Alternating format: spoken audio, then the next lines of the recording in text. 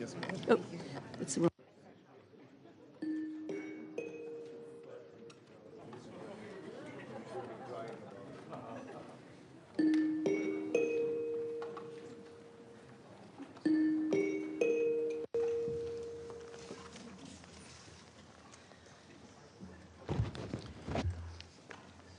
The 9,820th meeting of the Security Council is called to order. The provisional agenda for this meeting is non-proliferation, Democratic People's Republic of Korea. The agenda is adopted. In accordance with Rule 37 of the Council's Provisional Rules of Procedure, I invite the representatives of the Democratic People's Republic of Korea and Ukraine to participate in this meeting. The representative for Russia has asked for the floor.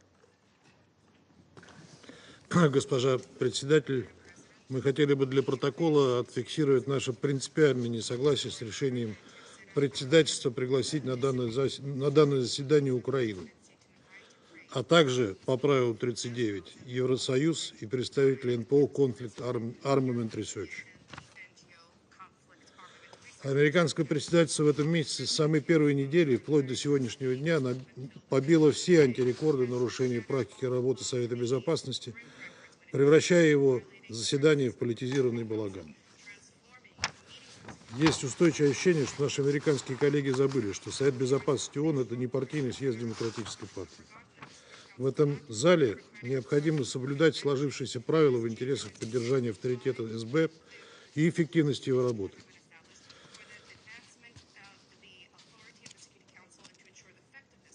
Мы уже 3 недели каждый день наблюдаем в СБ череду лиц, приглашенных по правилу 39, компетентность которых, мягко говоря, сомнительная, и которые занимаются откровенной отработкой на камеру политической методички Вашингтона.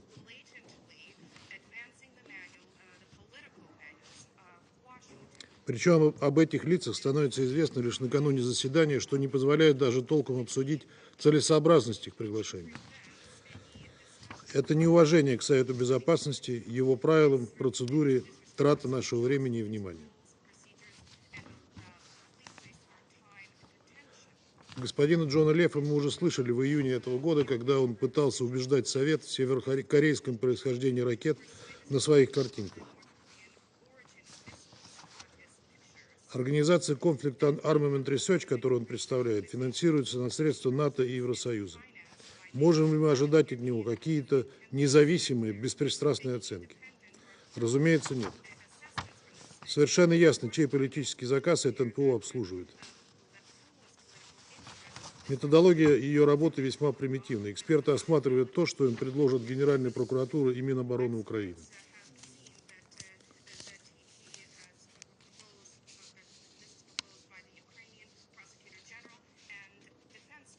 А за основу вывода берутся данные украинских лабораторий и низкокачественные спутниковые снимки. При оценке обломков ракеты приводятся откровенно конспирологические версии наподобие обозначения года производства по северокорейскому календарю. Для серьезного разговора такие материалы ценности не представляют. Предоставьте их CNN или BBC. Там это оценят и с радостью покажут. Но не надо нести их в Совет Безопасности. Что касается Евросоюза и Украины, то очевидно, что никакого отношения к региональной проблематике, которую предложено обсудить по пункту дня нераспространения КНДР, эти участники не имеют и никакого содержательного вклада в дискуссию не внесут.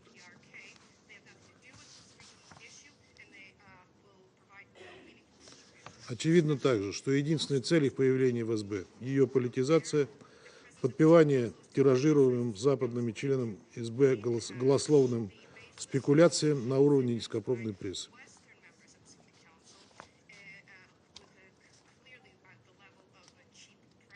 Все это подрывает авторитет Совета, снижает доверие к принимаемым решениям. Благодарю вас.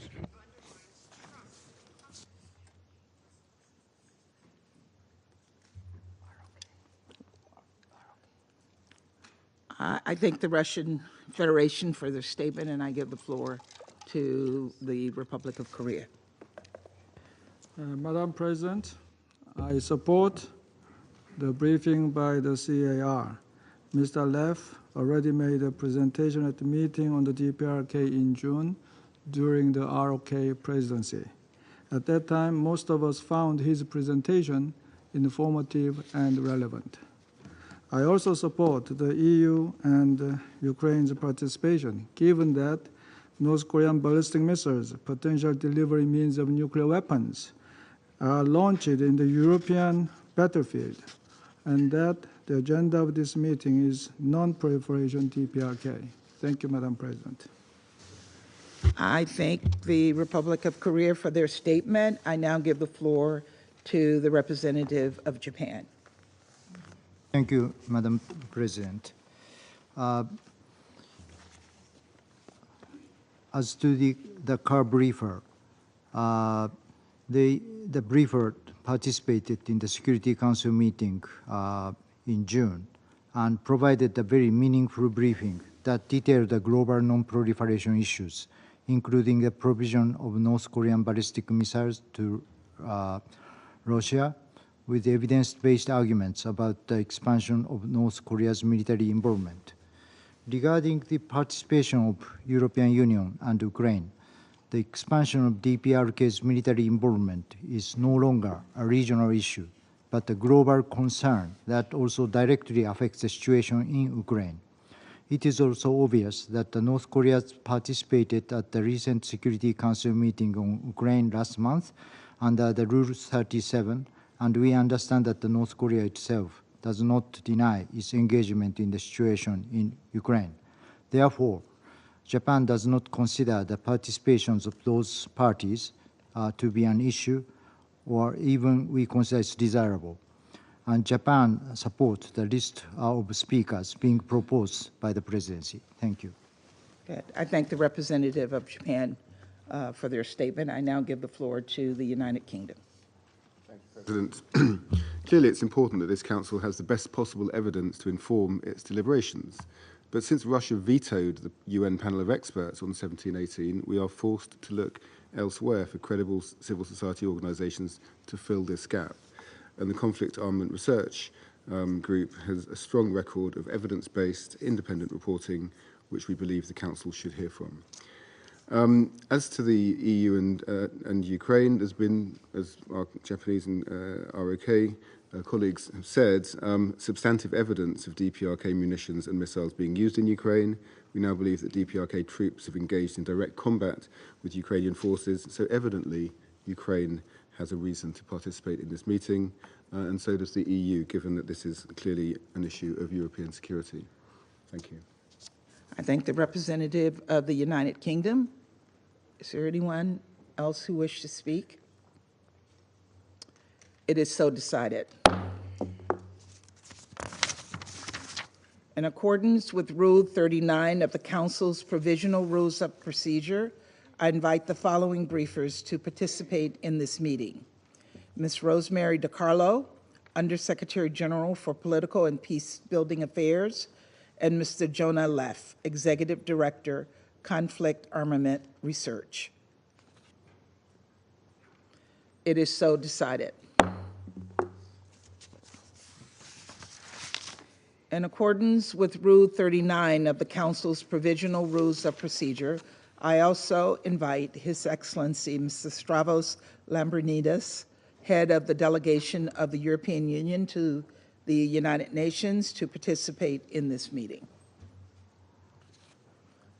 It is so decided.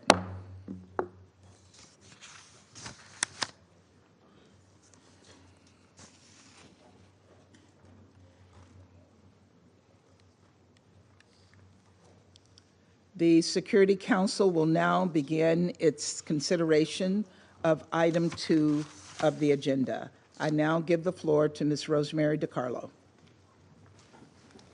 Thank you. Madam President, I've been asked to brief the Security Council today on the Democratic People's Republic of Korea's adherence to the non-proliferation regime and on its military engagements. The DPRK has been actively working towards acquiring new military capabilities in line with the 5-year military development plan it unveiled in January 2021. In 2024, the DPRK launched 1 intercontinental ballistic missile, 4 intermediate-range ballistic missiles, and multiple short-range ballistic missiles. It also attempted to launch a military reconnaissance satellite.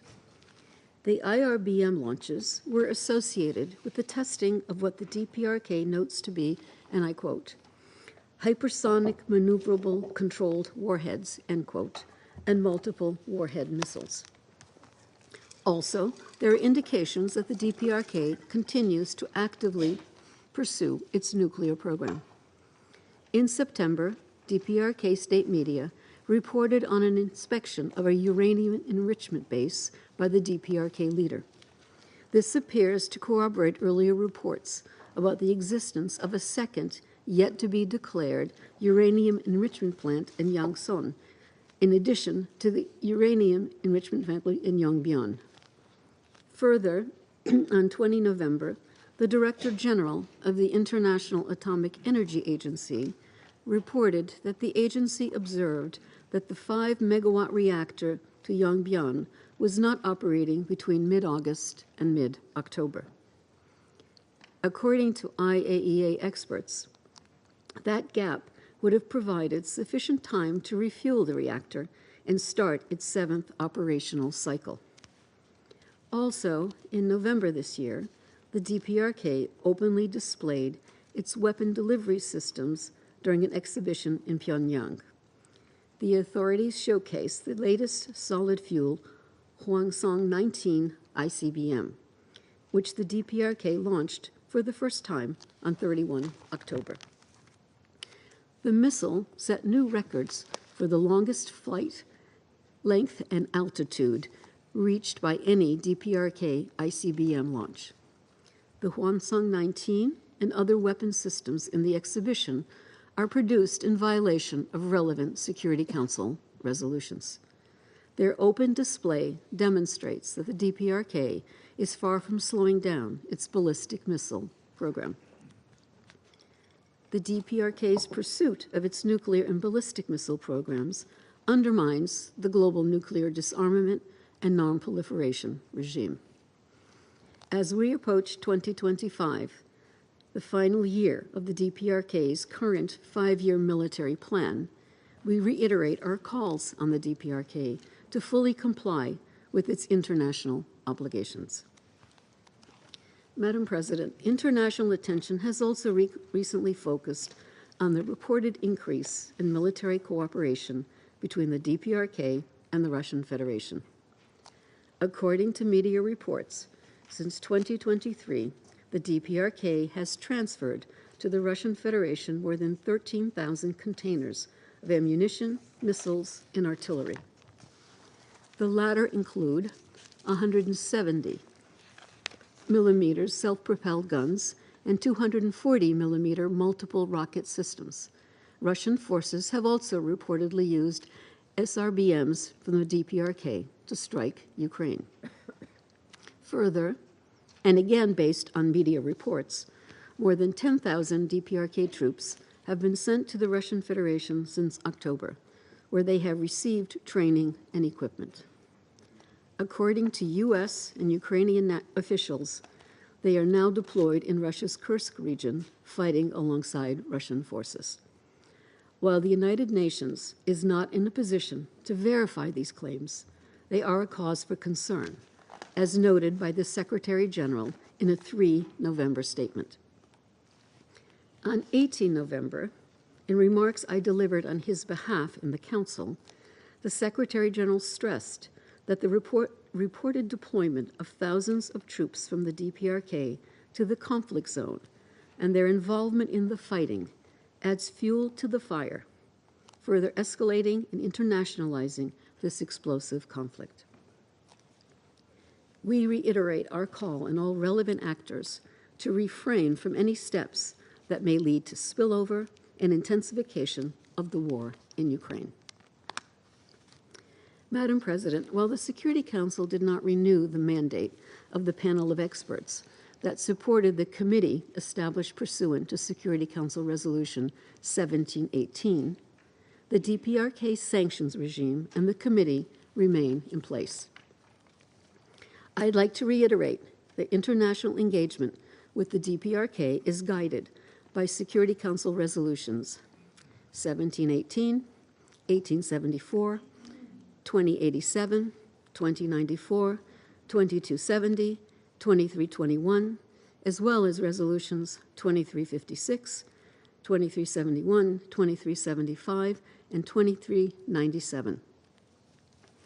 In line with these resolutions, the DPRK shall cease the export of all arms and related materiel, and all member states shall prohibit the procurement of such arms and related materiel from the DPRK by their nationals. I recall that relevant Security Council resolutions are legally binding for all UN member states. As the Secretary General has stated, any relationship that a country has with the DPRK must entirely abide by the relevant Security Council sanctions. We remain deeply concerned about growing tensions on the Korean Peninsula, which have increasingly global ramifications. It is imperative that this Council act decisively to uphold the non-proliferation regime and international norms. The situation on the Korean Peninsula, a key peace and security issue, must be an area for cooperation. The Secretary General has consistently called for de-escalation and the urgent resumption of talks. Diplomatic engagement remains the only pathway to sustainable peace and complete and verifiable denuclearization of the Korean Peninsula. In this respect, we welcome the willingness and offers to engage in dialogue with the DPRK without preconditions. We also recall the Security Council's commitment expressed in Resolution 2397 to a peaceful diplomatic and political solution to the situation on the Korean Peninsula. The Council must also remain attentive to the humanitarian situation in the DPRK. We reiterate the call on the DPRK to expedite the return of the UN country team and the international community to strengthen support for its people and advance the 2030 agenda. Thank you, Madam President. I thank Ms. DiCarlo for her briefing. I now give the floor to Mr. Jonah Leff.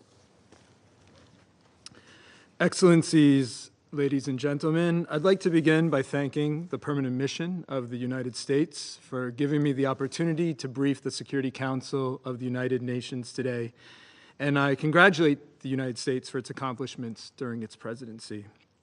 My organization, Conflict Armament Research, documents and traces weapons and their components used in conflicts around the world with an aim to assisting states in countering diversion and proliferation. Madam President, the last time I briefed the Council, in June of this year, I presented findings that my organization had generated in January and February after examining the remnants of a missile recovered in Ukraine. In January 2024, a car field investigation team physically documented the remains of a ballistic missile that struck Kharkiv, Ukraine's second largest city, on 2 January 2024. CAR documented the missile's rocket motor, its tail section, and almost 300 internal components manufactured by 26 companies from 8 countries and territories. Based on several unique features observed during the documentation, we determined that this missile was of the Hwasong-11 family manufactured in the DPRK in 2023. In the days following this initial documentation, our teams inspected 3 further identical DPRK missiles that struck Kyiv and Zaporizhzhia.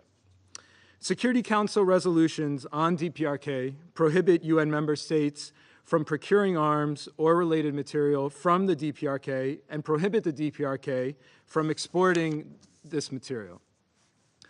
Our reporting on the matter was the first public analysis of such weapons launched outside the DPRK and in the war in Ukraine. CAR has reached the conclusion that the missiles were manufactured in the DPRK based on the missile's unique characteristics. The evidence that my organization observed and thoroughly documented firsthand irrefutably establishes that the missile fired on Ukraine were indeed of DPRK origin. The United Nations panels of experts on the DPRK, whose mandate has since not been renewed by the Security Council, subsequently confirmed CAR's findings.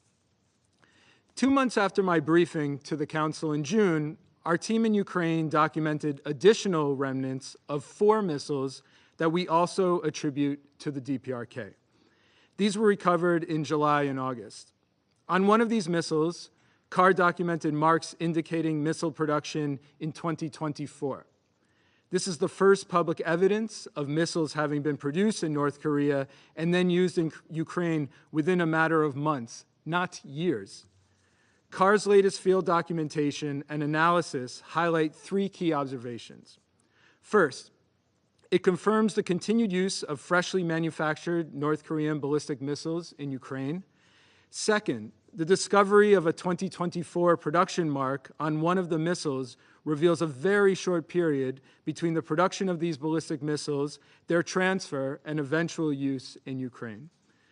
Third, the presence of recently produced non-domestic components, some bearing 2023 production marks, among missile remnants illustrates North Korea's robust acquisition network for its ballistic missile program, despite UN sanctions prohibiting the transfer of this material for military purpose. On this last point, none of these components were manufactured in the DPRK. This highlights the DPRK's reliance on foreign manufactured components to sustain its domestic missile program. While formal tracing with industry is ongoing, in one case, CAR has identified a company incorporated in an East Asian country as the last known custodian of microprocessors documented by CAR in 3 separate DPRK missiles this year. Madam President, CAR has also documented 200 non-DPRK drones and missiles that have been used against Ukraine, consisting of thousands of components. Of these components, again, the vast majority bear the brands of companies based in Europe, Japan, or the United States. Through CAR's collaborative approach with industry, we have ascertained that these components found in remnants of weapon systems used against Ukraine derive from supplies by third-party distributors, mostly based in East Asia. Although the semiconductor industry is complex and layered in nature, CAR's boots-on-the-ground approach, characterized by field documentation, collaborative tracing with industry, triangulation, and targeted trade mapping, allows for the effective identification of entities of concern, including repeat cases of acquisition. This information is crucial to member states and industry. The proliferation and use of DPRK missiles leads to further erosion of global non-proliferation regimes. Specifically, any exports of ballistic missiles from the DPRK carried out following the introduction of UN embargoes on the country in 2006 represent violations of the sanctions regime. Security Council resolutions also forbid the DPRK from developing its ballistic missile program, meaning that individuals and entities involved in the facilitation and transfer of key components and materials may also have committed sanctions violations. Despite nearly 2 decades of sanctions on the DPRK, it has demonstrated this year its ability to produce and supply ballistic missiles for use against Ukraine within just a matter of months. CAR's global field investigation teams will continue to document weapon systems used in the conflict in Ukraine and will endeavor to highlight any developments as they occur, including the continued use of weapons manufactured by the DPRK. Madam President, ladies and gentlemen, I thank you for your time. I thank Mr. Leff for his statement. I now give the floor to those council members who wish to make statements. I will give the floor to the representative of France. Merci Madame la Présidente. Je voudrais tout d'abord remercier la secrétaire générale adjointe, Madame DiCarlo, pour sa présentation au Conseil, ainsi que Monsieur Leff pour son exposé. Madame la Présidente, depuis de longs mois, il est clair que la Corée du Nord se rend complice de la guerre d'agression menée par la Russie contre l'Ukraine. en apportant un soutien militaire massif à l'effort de guerre russe. En plus de la fourniture en très grande quantité de munitions et de systèmes d'artillerie, il a été démontré que des missiles balistiques nord-coréens sont utilisés pour frapper l'Ukraine, comme à Kharkiv en janvier dernier, ou encore en juillet et en août. La France condamne le transfert et l'emploi de ces armes, qui représentent de graves violations des résolutions adoptées par le Conseil de sécurité, avec le soutien de la Russie elle-même. Il s'agit d'une menace directe pour la sécurité des Européens et la sécurité internationale. Le soutien nord-coréen à l'agression russe a franchi une nouvelle étape, avec le déploiement de soldats nord-coréens en Russie et leur engagement aux côtés des forces armées russes. La France condamne avec la plus grande fermeté l'engagement direct de ces troupes, qui représente une escalade inacceptable et une extension dangereuse du conflit. Il est clair que l'accroissement du soutien militaire nord-coréen traduit les difficultés rencontrées par la Russie, qui cherche par tous les moyens à poursuivre sa guerre d'agression, avec les conséquences délétères que nous connaissons pour l'ensemble de la communauté internationale. Madame la Présidente, l'accroissement de la coopération militaire illicite entre la Russie et la Corée du Nord constitue aussi un défi grave au régime international de non-prolifération, l'un des piliers fondamentaux de notre sécurité collective.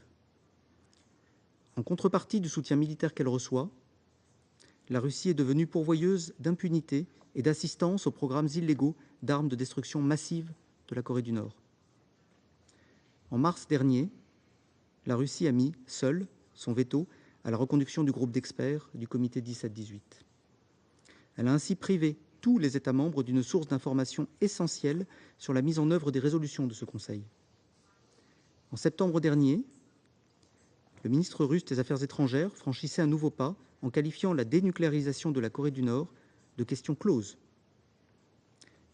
Ces propos constituent une remise en cause inacceptable de l'objectif établi par les résolutions du Conseil d'un abandon complet, vérifiable et irréversible des programmes d'armes nucléaires de la Corée du Nord. Lorsque ces missiles sont utilisés pour frapper les populations et les infrastructures civiles de l'Ukraine, la Corée du Nord recueille des informations sur leur performance qu'elle peut utiliser pour développer son programme balistique. Ces missiles pourraient être employés dans l'avenir sur d'autres théâtres et servir de vecteur à des armes nucléaires. Nous ne pouvons que nous inquiéter des autres contreparties que Pyongyang pourrait demander en matière d'assistance militaire et technologique à ces programmes d'armes de destruction massive pour sa complicité dans cette guerre d'agression. Madame la Présidente, il est de la responsabilité de la Russie de respecter les obligations qui sont les siennes en tant que membre permanent du Conseil de sécurité. Nous appelons donc, encore une fois, la Russie à mettre un terme à sa guerre d'agression. Nous exhortons la Russie et la Corée du Nord à se conformer à leurs obligations internationales, notamment aux résolutions de ce Conseil. Nous enjoignons la Corée du Nord à renouer avec le dialogue en vue d'une dénucléarisation complète, irréversible et vérifiable. Nous réaffirmons enfin notre détermination à soutenir l'Ukraine qui défend son indépendance, sa souveraineté et son intégrité territoriale. Je vous remercie. I thank the representative of France for their statement, and I now give the floor to the representative of Japan. Thank you, Madam President. I thank you for convening this critical meeting requested by 7 Council members, including Japan. I also thank USG DiCarlo and Mr. Jonah, Leff, Executive Director of Conflict Armament Research, for their informative briefings. As we just heard from the briefers, there is enough evidence for the existence and expansion of military cooperation between Russia and DPRK. Their unlawful military cooperation, including direct support by North Korea for Russia's war of aggression against Ukraine, marks a dangerous expansion of the conflict with serious consequences for European and Indo-Pacific security. Russia is continuously attacking Ukraine using weapons supplied by DPRK, violating the relevant Security Council resolutions. The deployment of North Korean troops to Russia and their engagement in combat against Ukraine constitutes a clear violation of international law, including the UN Charter.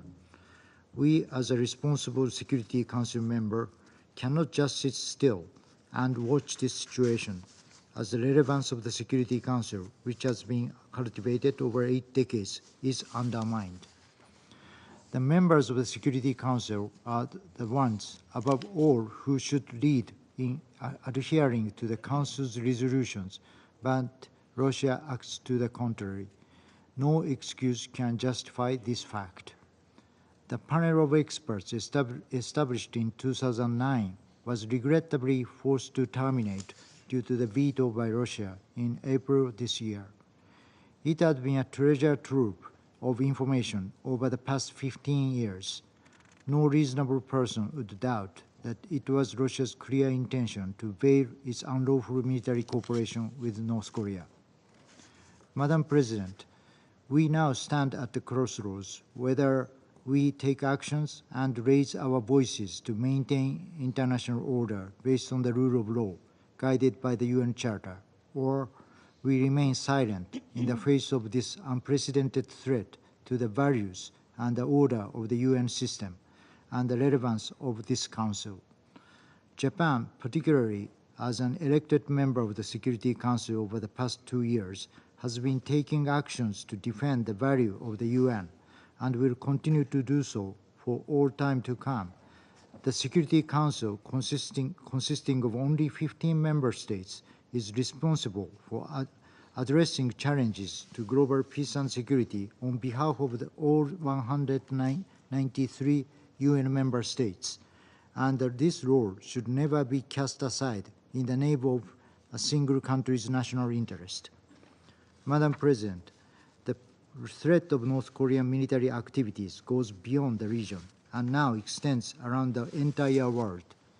The North Korea constitutes to conduct provocations, including an ICBM-class missile launch at the end of October, which has the highest and longest length trajectory of any missile that North Korea has launched to date, with an estimated range capability of 15,000 kilometers, covering 3/4 of the globe.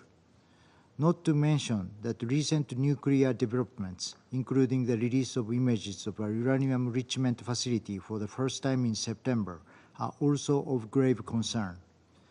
These reckless nuclear and ballistic missile developments by DPRK jeopardize the global non-proliferation regimes. In this connection, there is a big question about what North Korea has gained or will gain in return for its military support for Russia's aggression against Ukraine. Any support or benefit to North Korea related to its nuclear and ballistic missile development is a menace to the global non-proliferation regime. Madam President, I would like to conclude my remarks by recalling that the advancement of DPRK's nuclear and missile activities is an imminent threat to the entire globe, and call on all UN member states to uphold the non-proliferation regime, the very foundation of peace and security of the international community. Today's agenda, non-proliferation/DPRK, clearly describes the reason why we are here to discuss at this critical moment. Japan is committed to addressing this global challenge, not just as a member of the Security Council, but also as a responsible adherent to the United Nations anchored by the UN Charter. I thank you, Madam President. I thank the representative of Japan for their statement. I now give the floor to the representative of Malta. Thank you, President. And I also thank USG DiCarlo and Mr. Leff for their comprehensive yet worrying briefings. We joined the call for this meeting because we are deeply concerned about DPRK's growing military cooperation with the Russian Federation, including in support of its aggression against Ukraine. As we have stated multiple times, the transfer of arms as well as ammunition and related materials to and from the DPRK is a flagrant violation of multiple Security Council resolutions, as well as the 1718 sanctions regime. Over the past 2 years, the DPRK has continued to advance its unlawful WMDs program, including through a record number of ballistic missile launches. Throughout this period, the DPRK has enjoyed external support for its ever-evolving architecture of sanctions evasion, and this Council has not been able to speak with one voice to condemn it. Multiple reports show that the DPRK transferred ballistic missiles and ammunition to the Russian Federation in support of its war in Ukraine. We strongly condemn such actions. These actions are blatant violation of the sanctions regime, gravely undermine the UN Charter, and contribute to furthering the suffering of the Ukrainian people. We also reiterate our disappointment for the termination of the 1718 panel of experts. The panel's reports represented a crucial source of information on the sanctions implementation. Its absence greatly facilitates violations, with the results we are witnessing today. Equally concerning is that the regime continues to prioritize its unlawful WMDs program and its military engagements over the needs of its people. Despite an estimated over 40% of the population in need of direct assistance, the regime continues to deny access to the UN and international humanitarian actors. President, the threat posed by the DPRK is no longer a regional one. Its advanced missile capabilities, as well as its active involvement in and support for Russia's aggression of Ukraine, have detrimental consequences for European security as well. This is unacceptable, and the Council should send a clear and unified message to the DPRK. Sanctions remain in place, and it is imperative that all Member States fully implement them. In this connection, we encourage the 1718 Committee to continue to actively engage with the wider membership, as well as with relevant international organizations, to ensure a constant flow of information. Years of Council's inaction and external support have emboldened the DPRK. We deeply regret that during Malta's tenure on the Council, this threat to international peace and security has continued to grow rather than being addressed, as the mandate of this body would dictate. While we prepare to leave the Council, we will continue to engage on this file towards the ultimate goal of lasting peace and denuclearization in the Korean Peninsula. To this end, we urge all members to set aside their differences and collectively address this situation.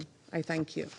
I thank the representative of Malta for their statement. I now give the floor to the representative of the Republic of Korea. Thank you, Madam President, for convening this important meeting. I also extend my gratitude to USG DiCarlo and Mr. Jonah Leff, Executive Director of Conflict Armament Research, for their briefings.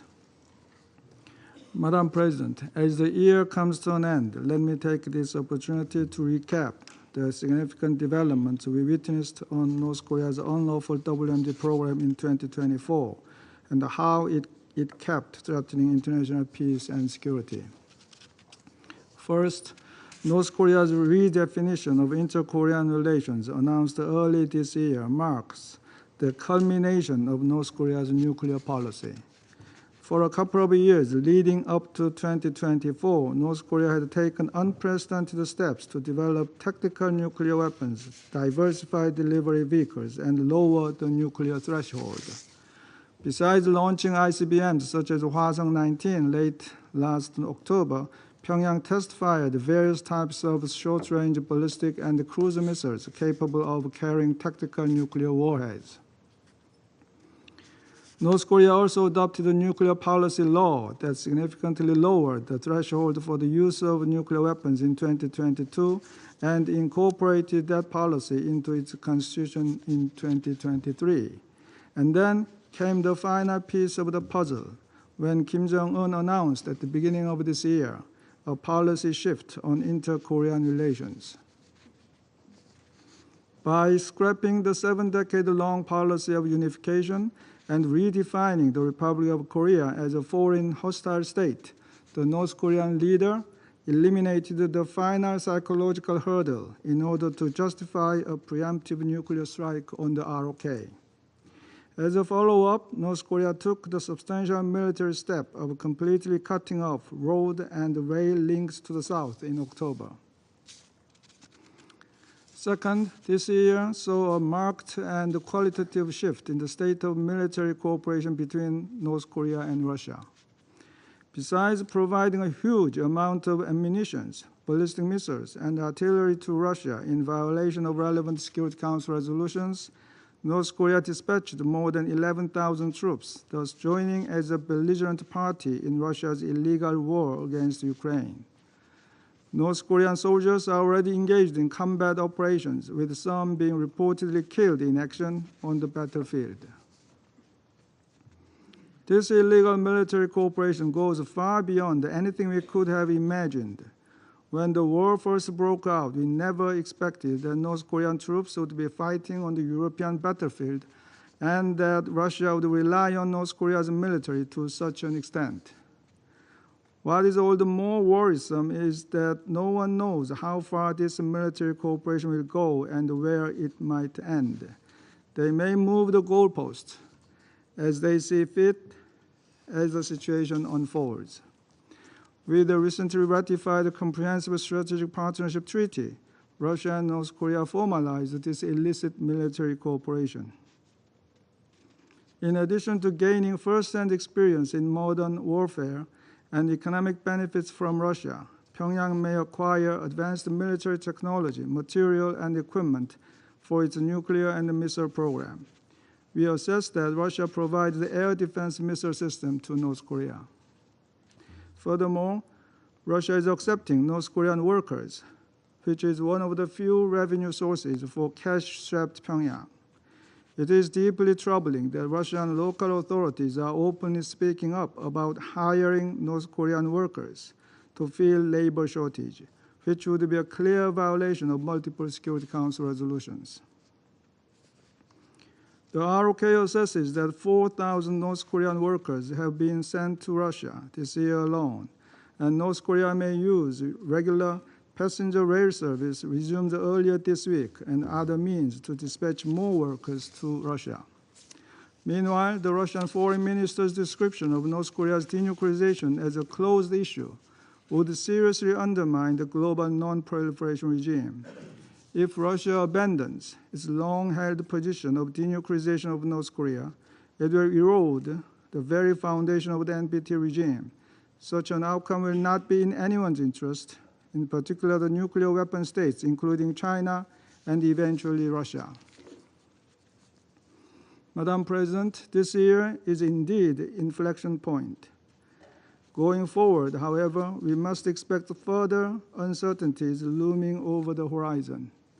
North Korea has a history of provocative actions during U.S. presidential transitions, designed to grab attention, raise the stakes, and set the stage for direct negotiations with the new U.S. administration. This pattern can recur within the upcoming months. This time, it could be another ICBM, or a military satellite launch, or even its 7th nuclear test. Dear colleagues, as members of the Security Council, we should stand united to address North Korea's unlawful WMD program and remain prepared to deal with any possible provocations by the DPRK. We bear a heavy responsibility on our shoulders for the maintenance of international peace and security, as well as upholding the global non-proliferation regime underpinned by the NPT. We must therefore ensure all relevant Security Council resolutions will be fully implemented by all UN member states. I thank you, Madam President. I thank the representative of the Republic of Korea for their statement. I now give the floor to the representative of Slovenia. Thank you, Madam President. I would like to thank USG DiCarlo and Mr. Leff for their valuable contributions. Madam President, my country is deeply concerned with the expansion of military engagements of the DPRK, especially its military cooperation with Russia. This represents an escalation of Russia's illegal war on Ukraine. Firstly, evidence on arms transfers cropped up. Millions of artillery shells and numerous missiles were reportedly transferred to Russia for use in its war against Ukraine. Secondly, evidence emerged of DPRK troops' presence in Europe. And what is more, the latest reports indicate that they are now actively involved in this war. These developments represent blatant violations of UN Security Council resolutions and heavily imply that Russia is willing to undermine the Council and the UN to achieve short-term military advantages. At the same time, the North Korean leadership is immensely profiting from this rekindling of cooperation. With no considerations being given to international law, the Charter, or Security Council resolutions, there are indications that the DPRK is acquiring new armaments and military technology from Russia. In addition to this, comes a deeply troubling statement by Foreign Minister Lavrov, who publicly said that Russia viewed the notion of denuclearizing North Korea as a closed matter. Slovenia is deeply concerned that as a consequence of these developments, the DPRK leadership will be able to further sustain its illegal ballistic, nuclear, and other WMD programs to the detriment of its own civilian population. Madam President, the DPRK no longer represents only a regional challenge, but is destabilizing two parts of the world at the same time. It is high time for the DPRK to cease its provocative activities and return to dialogue and diplomacy. At the same time, Russia must discontinue its illegal support to DPRK. We need to employ all diplomatic means to bring the DPRK back to the negotiating table. There is no legitimate alternative to dialogue and diplomacy, and we will need a lot of both to comprehensively address the imperative of DPRK's denuclearization. I thank you, Madam President. I thank the representative of Slovenia for their statement. I now give the floor to the United Kingdom. Thank you, President. And thank you to USG DiCarlo and Mr. Leff for your briefing. Over the past year, we've seen the DPRK providing increasing support to Russia's illegal war against Ukraine through the supply of munitions, ballistic missiles, and now manpower, with the deployment of more than 10,000 DPRK troops to Russia. The Council should be deeply concerned that DPRK troops are now engaging in direct combat operations against Ukraine, involving themselves directly in the largest war in Europe in a generation. A war the General Assembly has repeatedly described as a violation of international law. While Russia's growing reliance on third country support comes as no surprise, given its weakened state and its desperate efforts to steal more Ukrainian territory, this is a grave error by DPRK. We call upon Pyongyang to withdraw its forces from the theatre of combat and encourage all countries with influence in Pyongyang to use it accordingly. It should by now be crystal clear to the DPRK, your support for Russia's illegal war in Europe is not in your interests. You must cease this support immediately and return to meaningful engagement with the international community. Colleagues, deepening military cooperation between Russia and the DPRK has significant implications for security and stability in Europe, the Korean Peninsula, and elsewhere. We should all be worried about a DPRK with improved military technology and enhanced capacity to export weapons. Recent reports that Russia intends to transfer MiG-29 and Su-27 fighter aircraft to DPRK further exposes Russia's willingness to raise tensions on the Korean Peninsula and undermine regional stability in the Indo-Pacific, all in service of its war against Ukraine. And Foreign Minister Lavrov's declaration that the notion of denuclearizing North Korea is a, quote, closed issue, unquote, is a reckless departure from the agreed principle of complete, verifiable, and irreversible disarmament, and undermines the non-proliferation treaty. We call on Russia, an NPT depository state, to align their words and actions with their stated commitment to global nuclear non-proliferation principles. We will continue to impose costs on Russia and DPRK for this dangerous expansion of the war. If Putin was truly interested in peace, he could end this war today by ceasing his deployment of DPRK troops on the front line and ending his country's aggression against Ukraine. I thank you. I thank the representative of the United Kingdom for their statement. I now give the floor to the representative of Guyana. Thank you, Madam President. I thank Undersecretary General DiCarlo and Mr. Leff for their briefings. I also acknowledge the presence of the representatives of the Democratic People's Republic of Korea, Ukraine, and the European Union in this meeting. Madam President, Guyana reiterates its condemnation of all ballistic missile launches in 2024 by the DPRK in violation of relevant Security Council resolutions. We urge the DPRK to adhere scrupulously to its obligations under these resolutions, to abandon its nuclear weapons program as well as its ballistic missile program, and to destroy all other existing weapons of mass destruction. We also encourage all member states to comply with and implement the relevant Council resolutions related to the DPRK. In this regard, we stress that any military engagements with the DPRK should fully align with international law and with these resolutions. Madam President, the Security Council, through the 1718 Committee, maintains its mandate of overseeing the implementation of the measures outlined in Council resolutions related to the DPRK, despite the expiration of the mandate of the Committee's panel of experts. We recall that the fulfillment of the objectives of the Security Council resolutions is critical to reducing tensions on the Korean Peninsula through a peaceful and comprehensive solution. To this end, we will continue to support alternative options within the Council that seek to address the gaps in reporting and monitoring the sanctions related to the DPRK.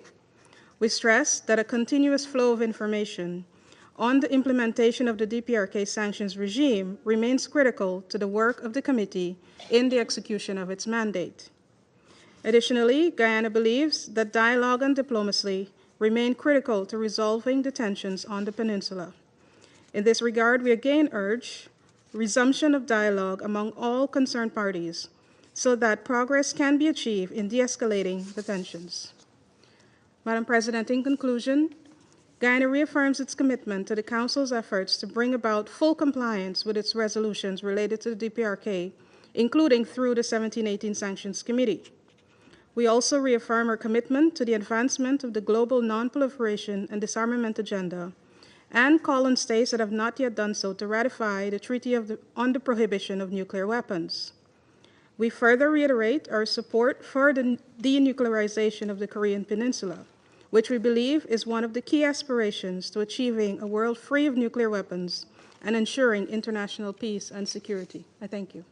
I thank the representative of Guyana for their statement. I give the floor to the representative of China. 主席，当前全球安全形势持续恶化，地缘政治空前紧张，朝鲜半岛局势更趋敏感复杂，未来走向充满不稳定和不确定性。在此背景下，国际社会应当共同努力，推动半岛问题的政治解决进程。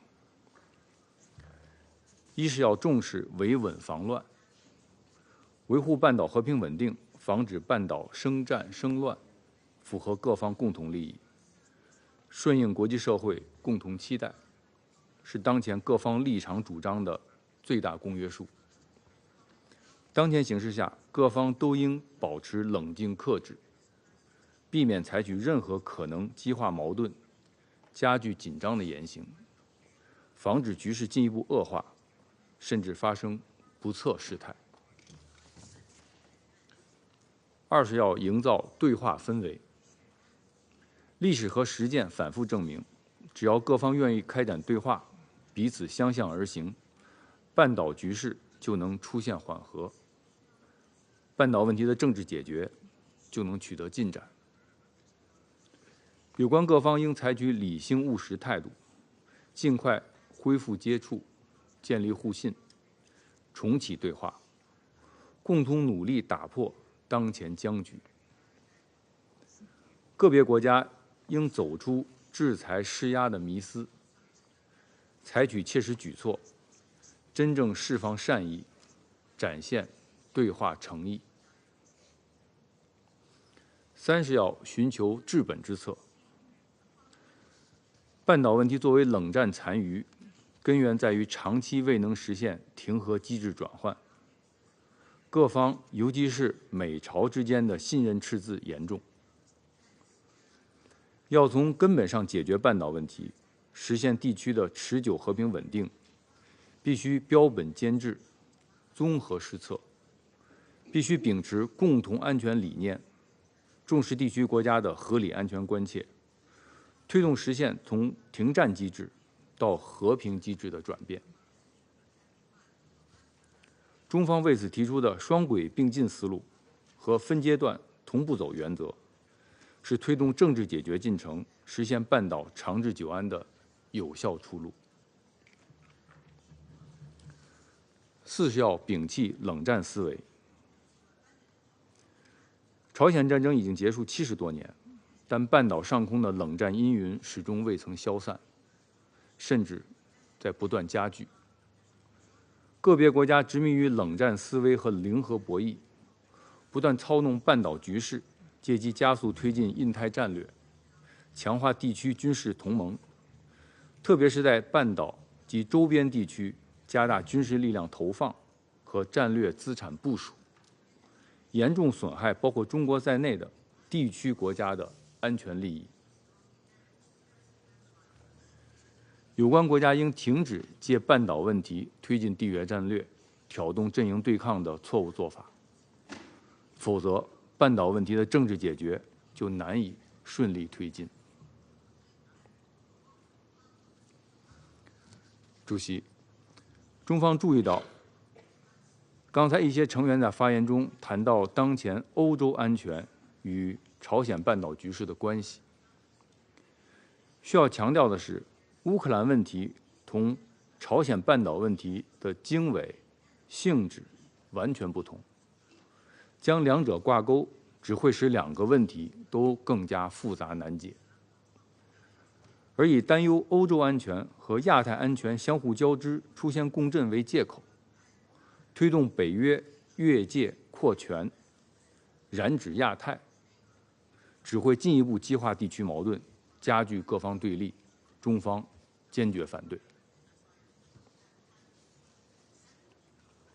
最后，我愿指出，安理会处理半岛问题的出发点和落脚点，应是推动半岛问题的政治解决进程，而不是单方面施压，更不是政治作秀。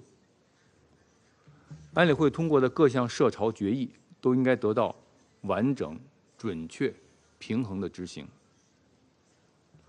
中国作为安理会常任理事国，一直认真执行各项涉朝决议，履行应尽的国际义务。同时，中国作为半岛近邻和负责任的大国，也一直在以自己的方式为推动早日重启对话、维护半岛和平稳定、实现东北亚地区的长治久安发挥建设性作用。我们呼吁有关各方同中方一道，继续为此做出努力。谢谢。I thank the representative of China for their statement. I now give the floor to the representative of Algeria. شكرا السيد الرئيس. أشكر وكيلة الأمين العام السيدة ديكارلو على إحاطتها. استمعنا بعناية إلى ممثل المجتمع المدني. بداية تؤكد الجزائر من جديد التزامها بمبادئ نزع السلاح النووي وعدم الانتشار وبتنفيذ قرارات مجلس الأمن، ونعتقد أن لجنة القرار 1718 لا تزال المحفل الأكثر ملائمة وصلة لمناقشة المسائل المتعلقة بتنفيذ نظام الجزاءات المفروض على جمهورية كوريا الشعبية الديمقراطية. إن ولاية اللجنة وخبرتها التقنية تجعلها أكثر ملائمة للتعامل مع هذه القضايا بطريقة متوازنة وموضوعية. نؤكد على أهمية الحفاظ على قدرة اللجنة على أداء وظائفها التقنية بفعالية، وفي هذا السياق نقدر جهود اللجنة المستمرة في معالجة الاستثناءات الإنسانية وتيسير تقديم المساعدة الأساسية للسكان المدنيين. وفيما يتعلق بمختلف الشواغل المعبر عنها، ترى الجزائر أنه ينبغي معالجة هذه المسائل من خلال القنوات التقنية القائمة في إطار لجنة القرار 17-18، حيث يضمن هذا النهج التقييم السليم للمعلومات مع تجنب أي تسييس غير مبرر. وإذ تواصل الجزائر الدعوة إلى نهج دبلوماسي أكثر شمولاً يعالج الأسباب الكامنة وراء التوترات في شبه الجزيرة الكورية، فإنها ترى أن الجزاءات وإن كانت جزءاً من أدوات المجلس ينبغي تنفيذها جنباً إلى جنب مع مبادرات دبلوماسية هادفة تهدف إلى بناء الثقة وتعزيز الحوار. وفي هذا الصدد نؤيد وضع خارطة طريق تدريجية يمكن أن تشمل تدابير متبادلة لتشجيع خطوات ملموسة نحو نزع السلاح النووي، فقد أظهرت التجارب أنه من غير المرجح أن يؤدي نهج الكل أو لا شيء إلى نتائج مستدامة. من جهة أخرى، لا نزال نشعر بقلق إزاء تأثير الجزاءات على السكان المدنيين، وندعو إلى مواصلة الاهتمام بالاعتبارات الإنسانية، ونشجع على تنفيذ فعال لآلية الاستثناءات التابعة للجنة والتي لها دور حيوي في هذا الصدد. وتطلعا إلى المستقبل ومن أجل تحقيق سلام مستدام في شبه الجزيرة الكورية، تدعو الجزائر جميع الأطراف إلى المشاركة البناءة في إطار قرارات مجلس الأمن ذات الصلة، ونود التأكيد على أهمية التدابير التالية: الالتزام بالتقييم التقني لتنفيذ الجزاءات، تعزيز الدعم الإنساني للسكان المدنيين، تدابير تدريجية لبناء الثقة، والمشاركة الدبلوماسية المستدامة التي تعالج الشواغل الأمنية لجميع الأطراف. ختاماً، وإذ نشجع جميع أصحاب المصلحة على العمل من أجل خفض التوترات وتهيئة الظروف المواتية لإجراء حوار مجد يظل هدفنا المشترك إقامة سلام واستقرار دائمين في شبه الجزيرة الكورية بالوسائل الدبلوماسية. شكرا للسيد الرئيس. I thank the representative of Algeria for their statement. I now give the floor to the representative of Sierra Leone. Thank you, Madam President. We thank USG Ms. Rosemary DiCarlo for our important briefing. We take note of the contribution of Mr. Jonah Leff. At the outset, Sierra Leone reaffirms its unwavering commitment to the principles of disarmament, non-proliferation, and international peace and security, and calls for concerted and concrete efforts to combat proliferation efforts worldwide. We reiterate the provision of the Charter of the United Nations that states that all members shall settle their disputes by peaceful means in such manner that international peace and security are not endangered. Madam President, the DPRK's advancement of its nuclear and ballistic missile program is a cause for concern and requires the highest level of attention. We reiterate a call for the DPRK to respect and fully comply with its obligations under the numerous Security Council resolutions that prohibits its continuous and alarming nuclear and ballistic weapons program. In this regard, it is crucial for the Security Council to strengthen and increase its efforts to address the growing concern of nuclear expansion in the DPRK, which further heightens tensions in the peninsula and undermines ongoing efforts for a sustainable and long-lasting solution to this very serious issue in the region. We also reiterate our call for the strong support and implementation by member states of the United Nations Security Council resolutions that outlines the sanction obligations to deter further escalation and advancement of the DPRK's nuclear weapons program. Such efforts will give credence to the Council's authority and to global non-proliferation action. Madam President, the DPRK's humanitarian crisis and economic constraint is highly complex and intricate. It is therefore important that due focus is extended to addressing the underlying humanitarian and human rights issues in the country. In this connection, we call for increased diplomatic efforts to denuclearize the Korean Peninsula and urge the DPRK to return to negotiations to end its nuclear programs in an unconditional and irreversible manner. Sierra Leone also calls on the DPRK to engage bilaterally and multilaterally to unequivocally commit to transparent, complete, verifiable, irreversible, and non-discriminatory nuclear disarmament. Additionally, we reiterate our call for the CTBT's entry into force, noting its valuable contribution to halting further modernization and increase in vertical and horizontal proliferation of nuclear weapons, thereby advancing the goal of nuclear disarmament. We conclude by echoing our previous call for the need for a holistic and comprehensive assessment of the nuclear program of the DPRK, drawing upon the global efforts for non-proliferation to promote international peace and security. I thank you. I thank the representative of Sierra Leone for their statement. I now give the floor to the representative of Ecuador. Gracias, señora presidenta. Mi delegación agradece la exposición informativa de la Secretaría General Adjunta, Rosemary DiCarlo.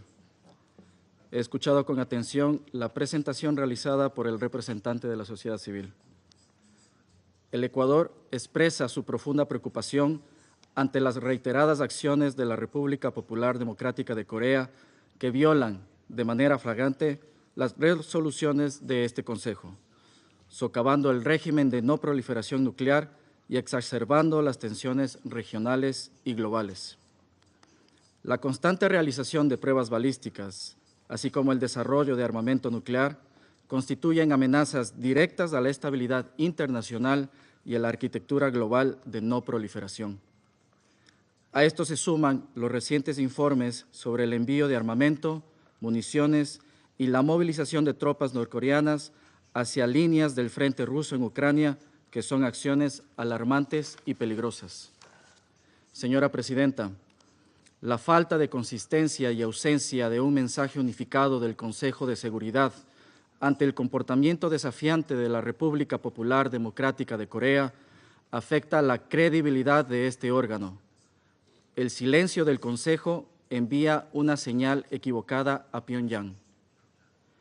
En el pasado, el Consejo de Seguridad fue capaz de enviar un mensaje unánime y claro frente a violaciones por parte de la RPDC, pero hoy lamento profundamente el estancamiento que caracterizan las deliberaciones de este Consejo.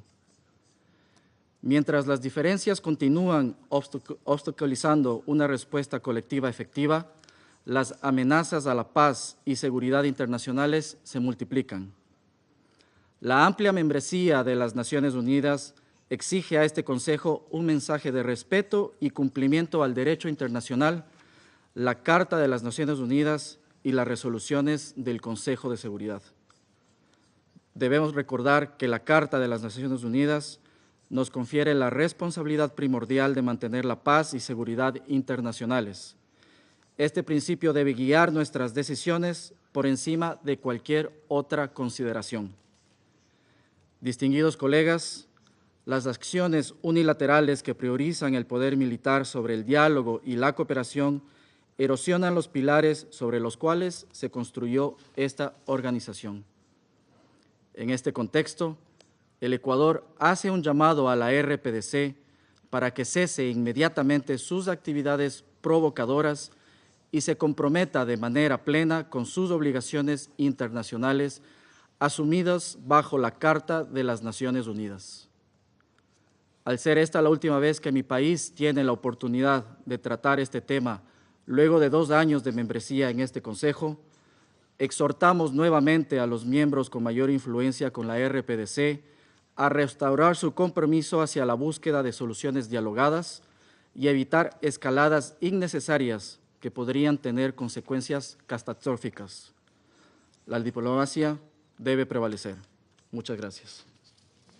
I thank the representative of Ecuador for their statement. I now give the floor to the representative of the Russian Federation. Госпожа председатель, приветствуем участие в заседании постоянного представителя Корейской Народно-Демократической Республики. С удивлением выслушали госпожу Розмари DiCarlo. Это был весьма своеобразный брифинг высокопоставленного представителя ООН, основанный на сообщениях прессы, которые ООН не может подтвердить. Так что же вы тогда приводите эти данные с этой трибуны?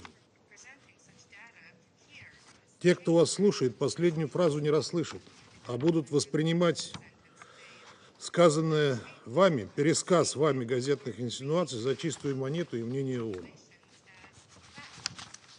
Получается, вы участвуете в раскручивании фейкового политизированного нарратива в нарушении своих обязательств по статье 100 Устава ООН. О характере оценок господина Леффа я уже высказывался. Повторяться не буду.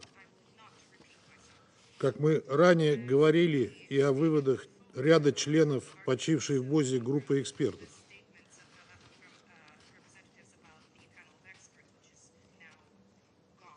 посетивших Киев, ни один из которых не был экспертом в области баллистики.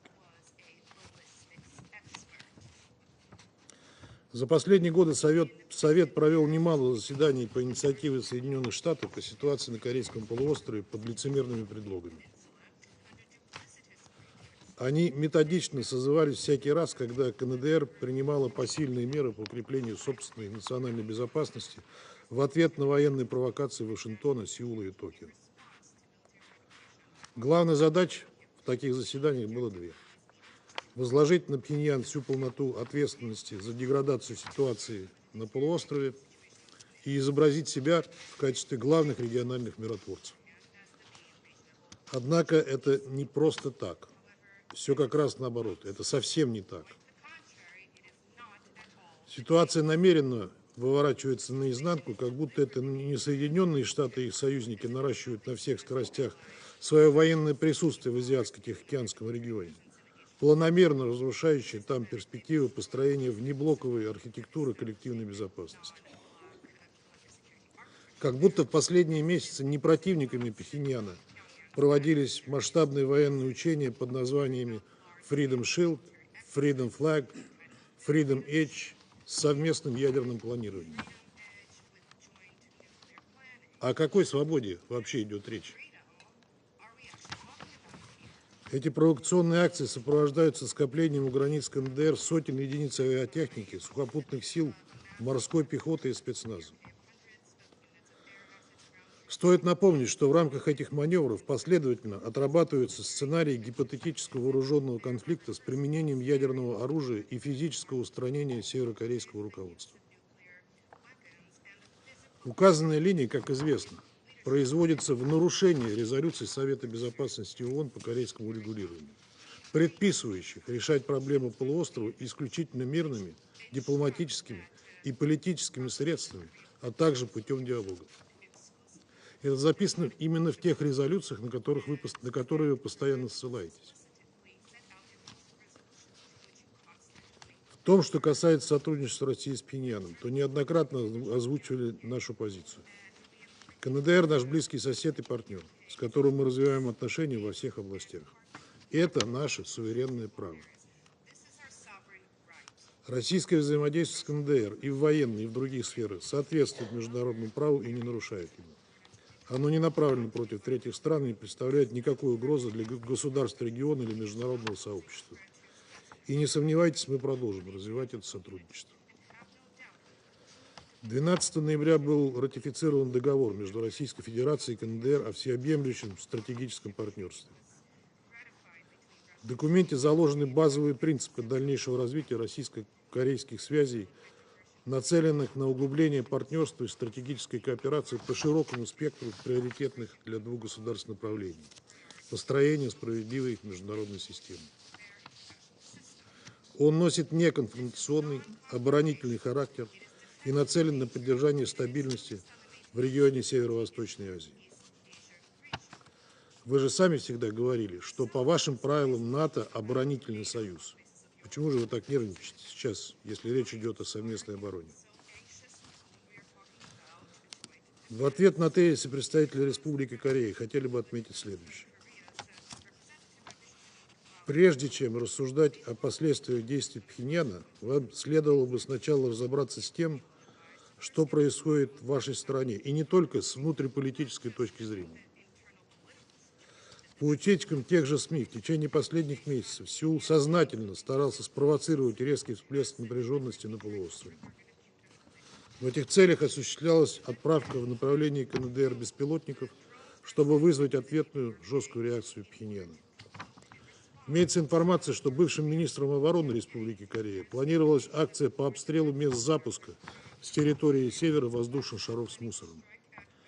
Если это так, то голословные утверждения Сеула о якобы угрожающем характере взаимодействия России и КНДР выглядят несостоятельно и лицемерно. Госпожа председатель, до сегодняшнего дня алармистские созывы Совета Безопасности казались рутинной обработкой политического заказа, которая, по всей видимости, была призвана произвести впечатление на внутреннюю аудиторию. Из разряда продемонстрировать, что после спровоцированной вами же эскалации вы, дескать, следите за событиями и задействуете для этого Совет Безопасности. Характер и необычная лапидарность сегодняшних выступлений, запросивших нынешнее заседание, это только подтверждают.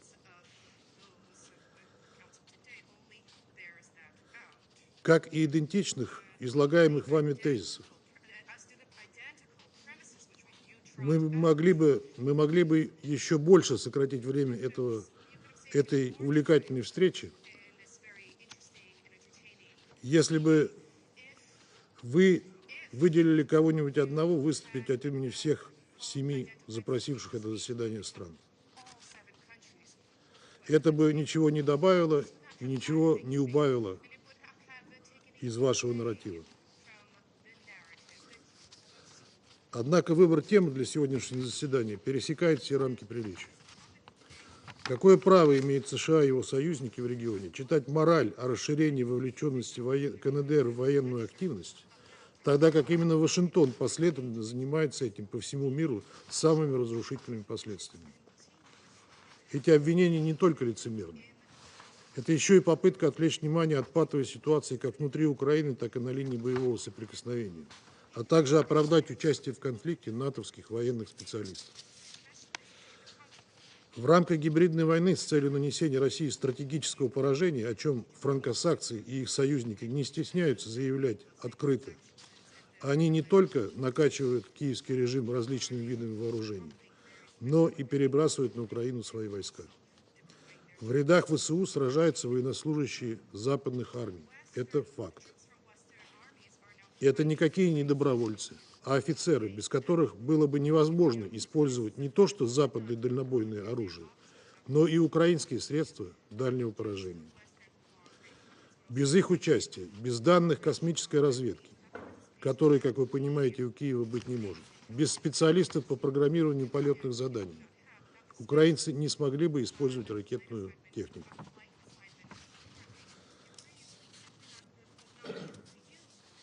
Именно при военной помощи Запада киевский режим смог реализовать Курскую авантюру в августе, не спровоцированно напав там на мирное, именно мирное население российских городов. ВСУ в упор расстреливали гражданских лиц, похищали их и препятствовали эвакуации. Мы подробно об этом рассказывали в ходе неформальной встречи по формуле Ария в октябре, в том числе демонстрировали показания очевидцев, которые подтверждали, что в этой безрассудной вылазке были самым активным образом задействованы иностранные военнослужащие. Но об этом всем западные делегации в этом зале предпочитают не говорить, отмахиваясь лицемерными фразами о праве Украины на самооборону и готовности оказывать поддержку Киеву, сколько потребуется. Сегодня была упомянута здесь международная группа мониторинга санкций в отношении КНДР. Механизм, который преподносится в качестве замены группе санкционных экспертов Комитета Совета Безопасности 17-18.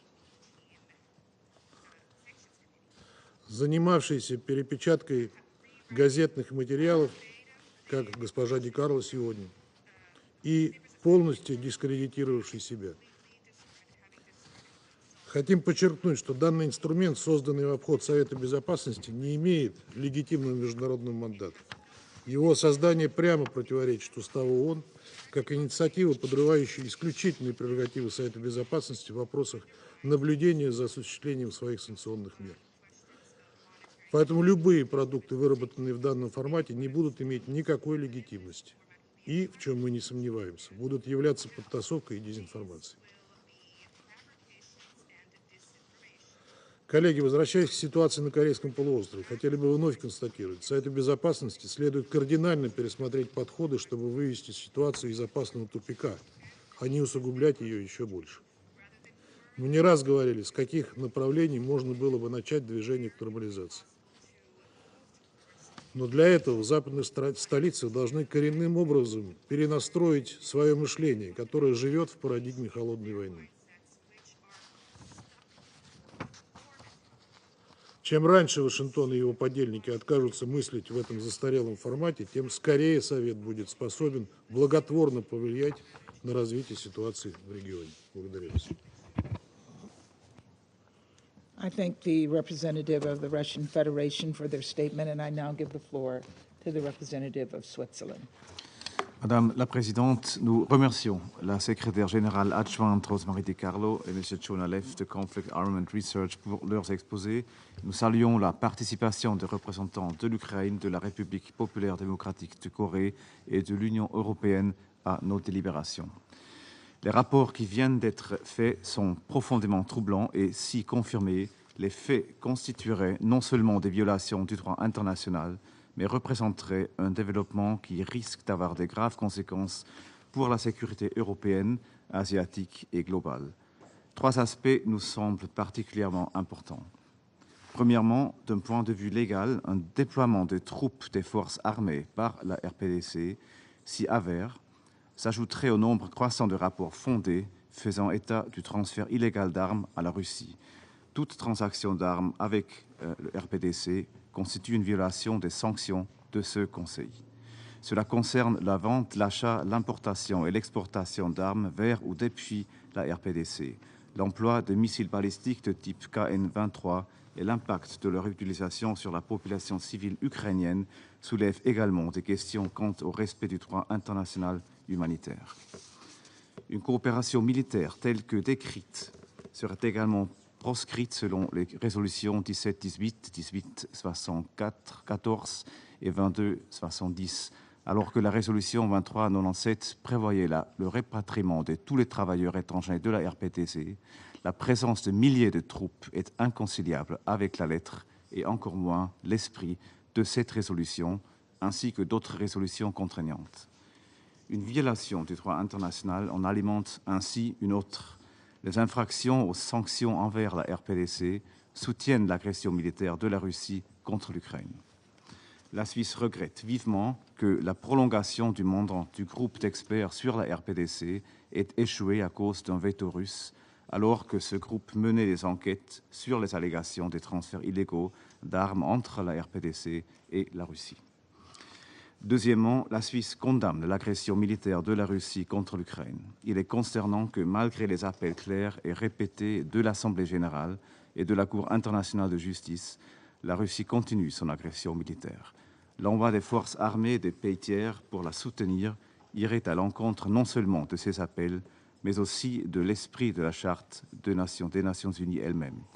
Nous appelons la RPDC et toute tierce partie à s'abstenir de toute action susceptible d'alimenter l'agression militaire russe. Et nous appelons une nouvelle fois la Russie à cesser immédiatement les hostilités et à retirer ses troupes de l'ensemble du territoire ukrainien. Finalement, en ce qui concerne l'architecture de non-prolifération soigneusement construite au fil des 5 dernières décennies, nous appelons la RPDC à prendre des mesures concrètes en vue d'abandonner ces programmes d'armes nucléaires, de missiles balistiques et d'autres programmes connexes de manière complète, vérifiable et irréversible, et à respecter le moratoire sur les essais nucléaires qu'elle s'est imposé.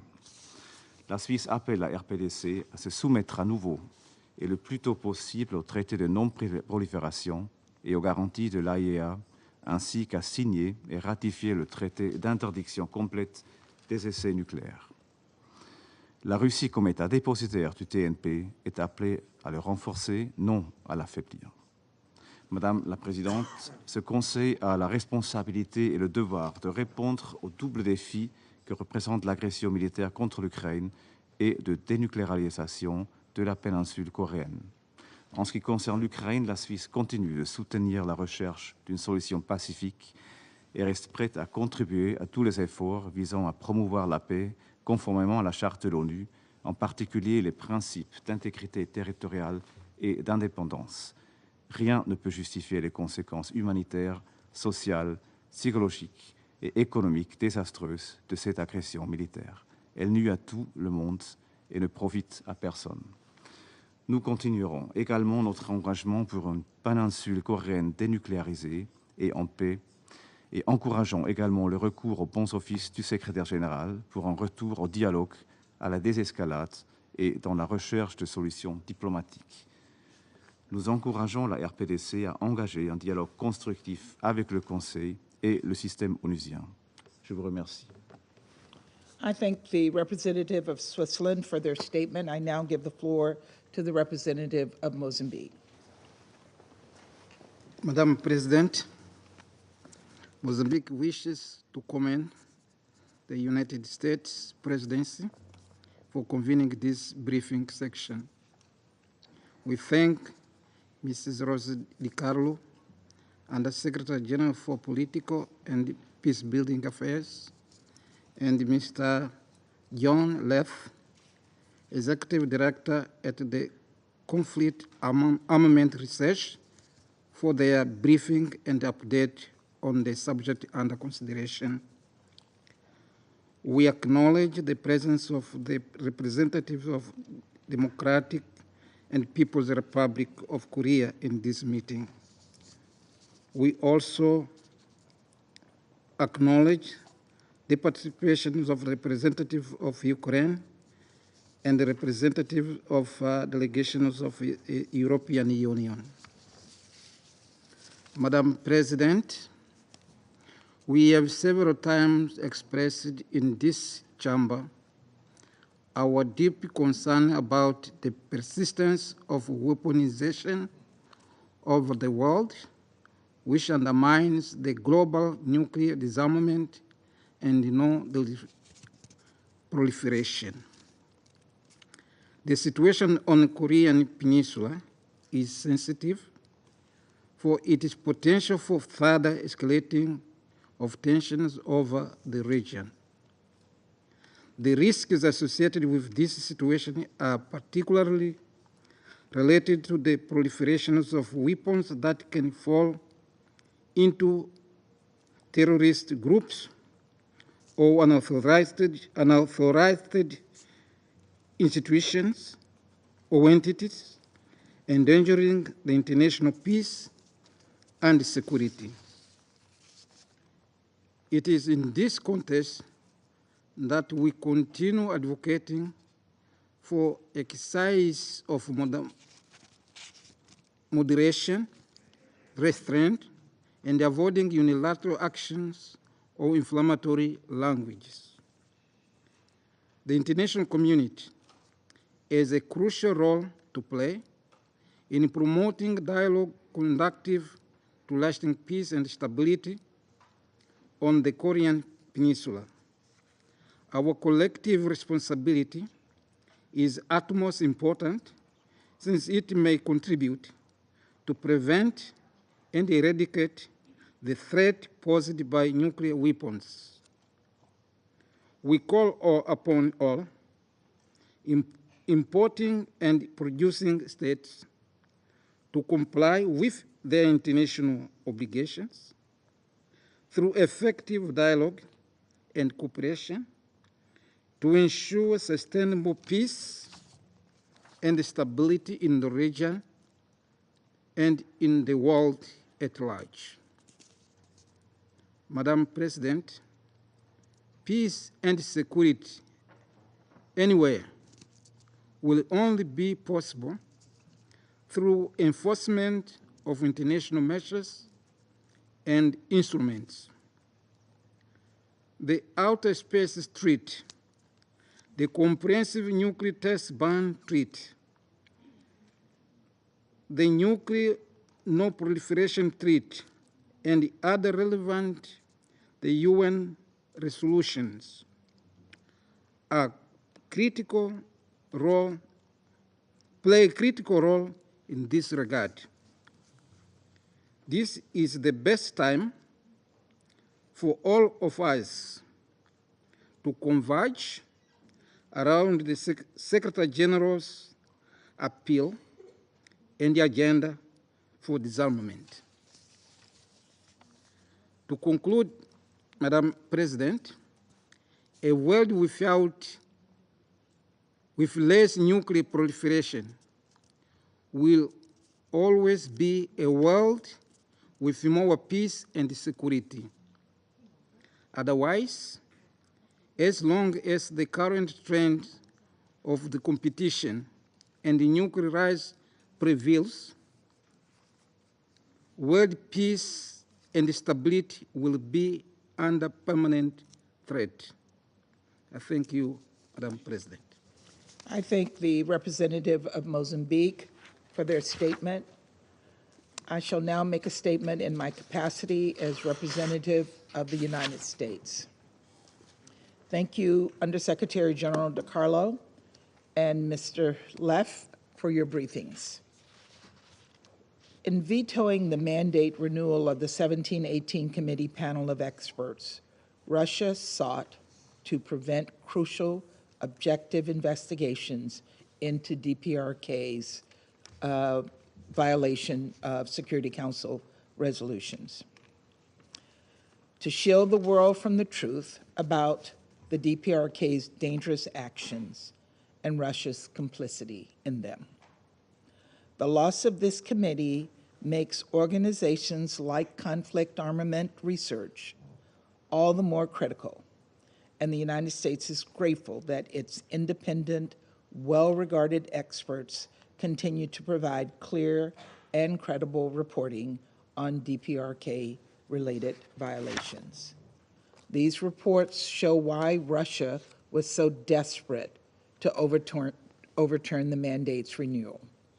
Russia and the DPRK are engaging in unlawful arms transfers and training in brazen violation of numerous Council resolutions. Colleagues, resolutions 1718, 1874, and 2270 collectively prohibit UN member states from receiving any arms, related material, arms training, or assistance from the DPRK or providing them to the DPRK. These resolutions were adopted in response to North Korea's nuclear tests.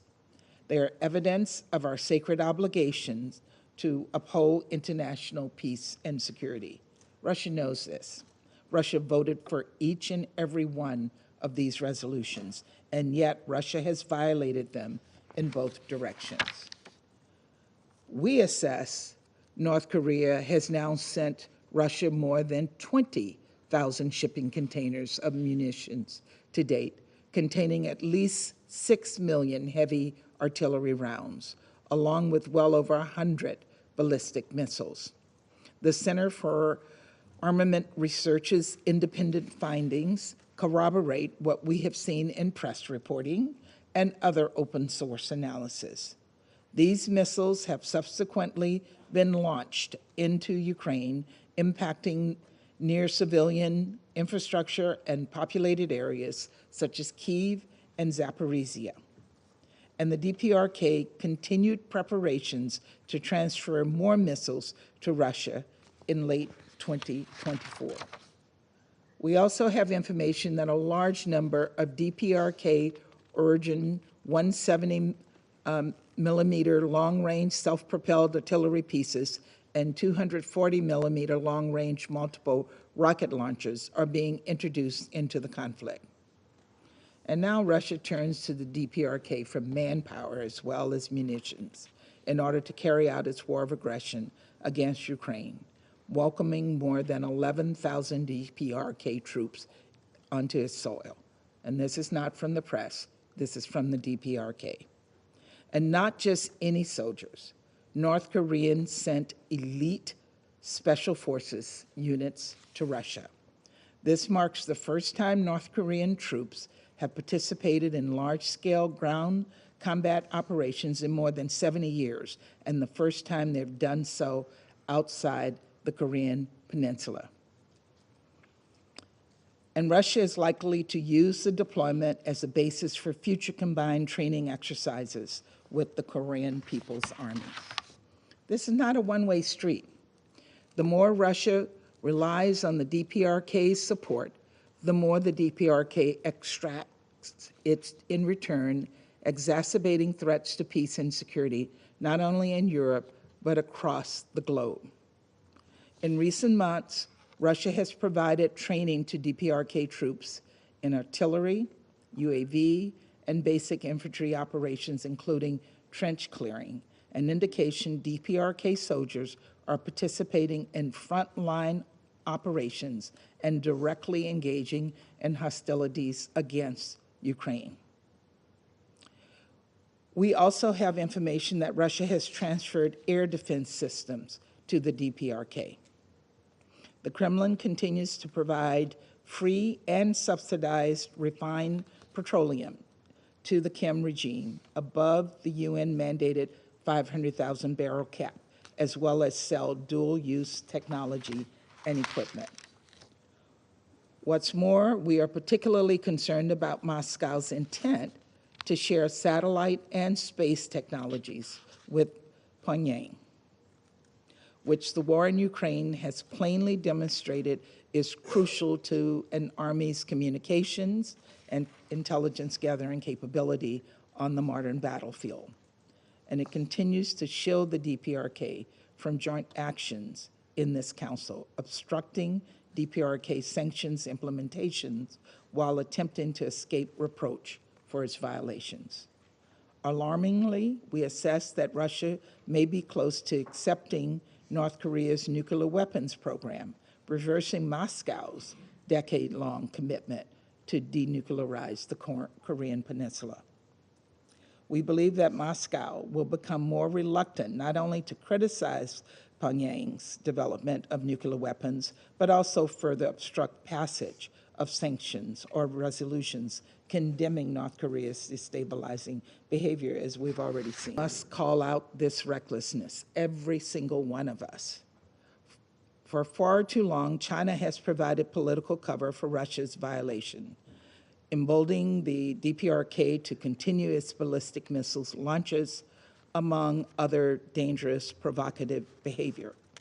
This is not the behavior of any responsible member state, let alone two permanent members of the Council.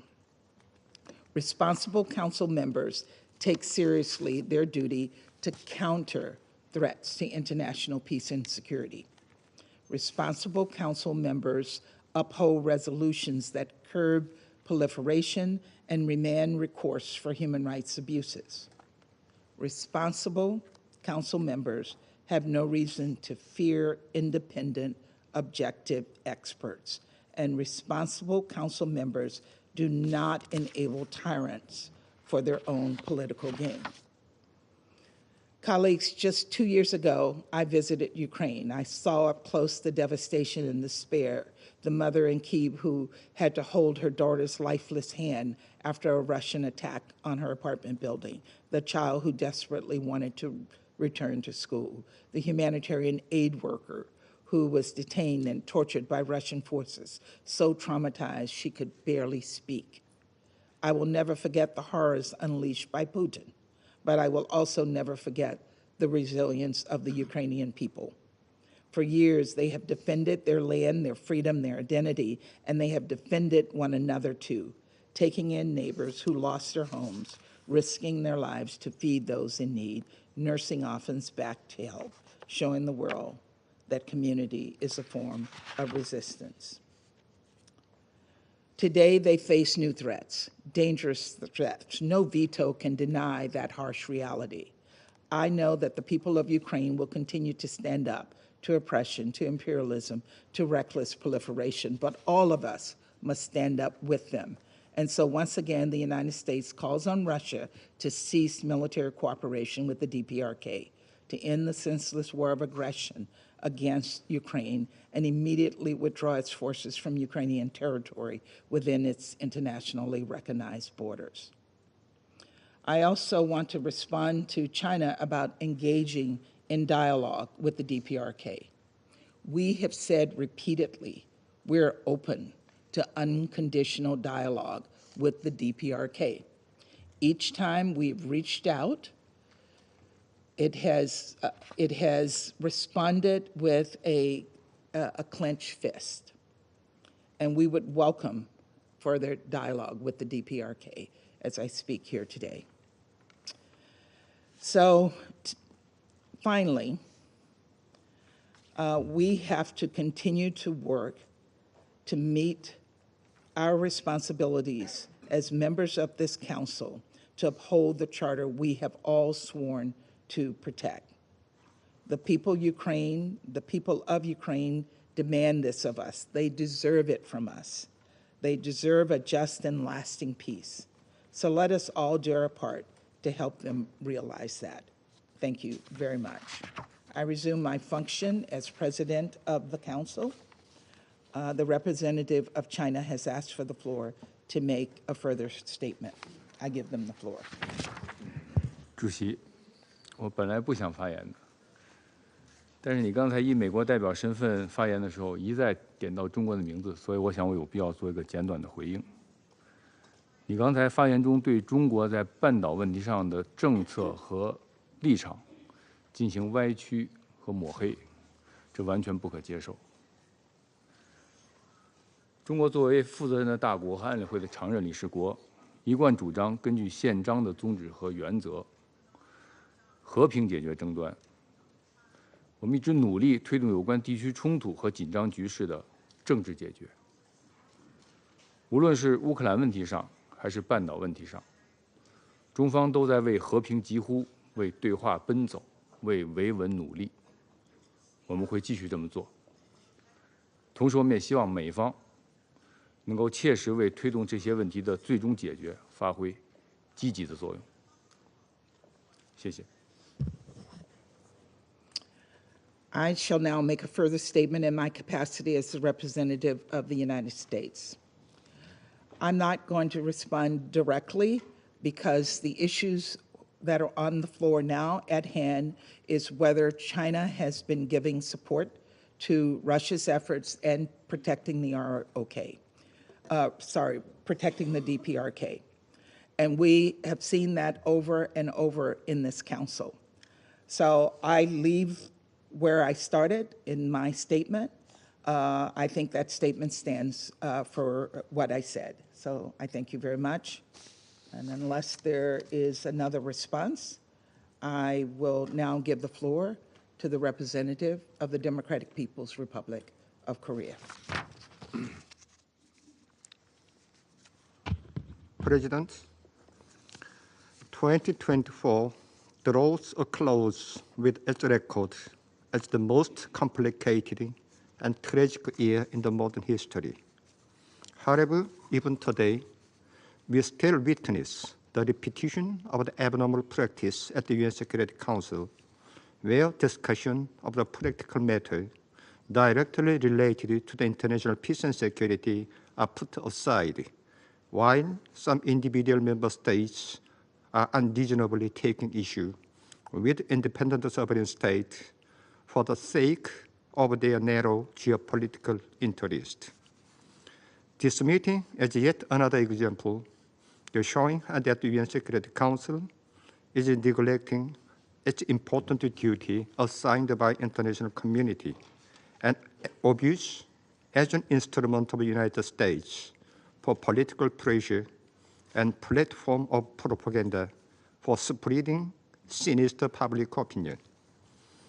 I strongly denounce the United States and its following forces for convening this unlawful meeting that turns black into white in pursuit of their selfish geopolitical interests without any regard for UN Charter and recognized international law. United States, its allies are none other than the main culprits who have incited confrontation and discord among nations and formation ceaseless massacre of the civilian with irresponsible and illegal military intervention all the year around across the planet. Since outbreak of the Ukrainian crisis, U.S. military aid to the Zelensky clique has far exceeded $60 billion US. This fact alone is enough to know how much it has contributed to destruction of the peace and stability in the region and beyond. In particular, outgoing U.S. administration allowed Ukraine to strike Russia's interior with U.S.-supplied long-range weapons, and some other Western countries followed suit, thus driving the Ukrainian crisis to the more dangerous phase, giving rise to concern for outbreak of the new World War. It is also the United States and its allies who have caused the present total chaos and disorder and the worst ever humanitarian disaster since World War II in the Middle East. The reckless military act of the United States that seriously undermine international peace and security are already overstepping and the limit on Korean Peninsula as well. The United States has deployed tens of thousands of troops and all kinds of high-tech military hardware on permanent standby for several decades on Korean Peninsula and staged aggressive, frantic war exercise annually, mobilizing its strategic nuclear assets. It has recently elevated its alliance with ROK to the nuke-based military bloc. Thus, outbreak of the nuclear war in Northeast Asia is no longer a possibility, but a matter of time. While indulging itself military intervention and the war threatened against sovereign states around the world, the United States has called for this meeting of the UN Security Council, talking about someone's alleged military engagement. And this is a truly example of the manifestation of the guilty party feeling shoot first. Whatever pro-US countries do, it is all legal and contribute to peace and security. But when anti-US sovereign states exercise legitimate right, it is all illegal and threaten peace and security. Such brigandage argument is totally unacceptable in any case, as a typical example of a double standard. When it comes to normal development of the cooperative relation between sovereign states that fully conform with the UN Charter and international law, it's not a kind of the matter that anyone can interfere in. The Korea-Russia relationship is based on the treaty on comprehensive strategic partnership between the DPRK and the Russian Federation that comes into effect in recent weeks. It promotes the welfare of the people of both countries and served as the security mechanism for easing tension in the region and guaranteeing a strategic stability of the world. It becomes a positive contribution to international peace and security and can by no means be subject of the criticism. DPRK will never tolerate the arbitrary and high-handed practice of the United States and its following forces in their attempt to impose hegemonic unipolar system of domination. It will fulfill its responsibility to defend a genuine international justice and to safeguard global peace and security. I thank you. I thank the representative of the Democratic Republic of Korea for their statement. I now give the floor to His Excellency, Mr. Stavros Lambrinidis, head of the delegation of the European Union to the United Nations. Thank you, Madam President. I have the honor to speak on behalf of the European Union and its member states, the candidate countries North Macedonia, Montenegro, Albania, Ukraine, the Republic of Moldova, Bosnia and Herzegovina, and the EFTA country Iceland, member of the European Economic Area, as well as San Marino, align themselves with this statement. I would like to thank USG Rosemary DiCarlo and Mr. Jonah Leff for their briefings. President, I will focus my intervention around two main themes that are linked in an ever more dangerous way today. First, the Democratic People's Republic of Korea's continued violation of its non-proliferation obligations. And second, the increasing military cooperation between the DPRK and Russia, which constitutes a dangerous escalation and expansion of Russia's war of aggression against Ukraine, with serious and direct security implications not just for Europe, but globally. On non-proliferation, the nuclear and missile programs of the DPRK pose an immediate security threat to all countries and to the international disarmament and non-proliferation architecture as a whole. The DPRK must comply immediately with its obligations under UNSC resolutions by abandoning all its nuclear weapons, other weapons of mass destruction, ballistic missile programs, and existing nuclear programs in a complete, verifiable, and irreversible manner, and cease all related activities. Virtually everyone in this room has said this today. Virtually everyone. All UN member states, especially members of the UN Security Council, must ensure the full implementation of UN sanctions. We stress that those sanctions remain fully in place despite the Russian veto that derailed the 1718 Committee's panel of experts from continuing its work. We also reiterate a call for the complete denuclearization of the Korean Peninsula and urge the DPRK to take concrete steps towards this goal and to return to diplomacy. The DPRK will never be accepted as a nuclear weapon state. The DPRK must return to compliance with the Nuclear Non-Proliferation Treaty, and furthermore, we urge the DPRK to sign and ratify the Comprehensive Test Ban Treaty without any preconditions or further delay. Madam President, turning to the issue of the expansion of military cooperation between DPRK and Russia, including direct engagement in combat against Ukrainian armed forces, let me stress again the EU's unequivocal and strong condemnation of such a significant escalation in Russia's illegal war of aggression against Ukraine. The presence of thousands of DPRK troops cooperating with the Russian military constitutes a serious breach of international law, including the most fundamental principles of the UN Charter, and a flagrant violation of multiple Security Council resolutions. This is a hostile act by the DPRK, which carries serious consequences for regional and global peace and security. Russia is knowingly spreading instability and escalation, not just in Europe anymore, but also on the Korean Peninsula and in the wider Indo-Pacific region. But the DPRK and Russia have been deepening their military cooperation in other areas as well. There is clear evidence that the DPRK has been providing arms to Russia, including artillery shells and ballistic missiles, which Russia has used against Ukraine. Any arms exports or imports involving the DPRK are in violation of multiple Security Council resolutions. Russia itself, a permanent member of this Council, is directly accountable for these violations. We urge third countries to cease all assistance to Russia's war of aggression. This includes not only direct military support, but also the provision of dual-use goods and sensitive items that sustain Russia's military-industrial base. President, the interlinked character of these developments is increasingly evident and alarming.